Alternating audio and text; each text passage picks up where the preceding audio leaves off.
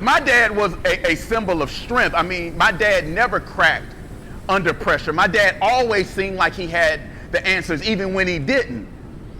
But when I saw him crying, I knew deep down inside that something in my life was changing forever. Dad sat me down on the corner of the bed as if I was the only one in the room. And he looked at me and he said, Yannik, your mother and I have an HIV virus and there's no cure.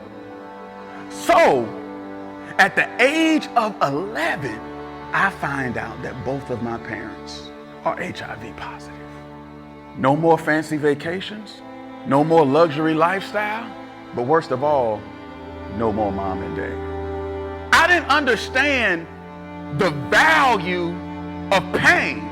And what I'm here to tell you is that pressure leads to prosperity. How can something so frustrating at times, how can something so difficult lead to something so great? And I believe it's because pressure in life pulls out the best of us. I believe it's the opportunity to do things that you never ever thought you could do that brings out the next level of success in all of us. When I look at the purpose that I'm in, it's directly connected to the pressure I faced. And here's the great news. I'm nothing special. And if I can turn pressure into purpose, then you can turn pressure into purpose. Let me tell you how I think that happens. Pressure is meant to pull out the best of you. If you didn't have the deadline, it would never get done. If the person that was working out never added more weight, they would never get stronger.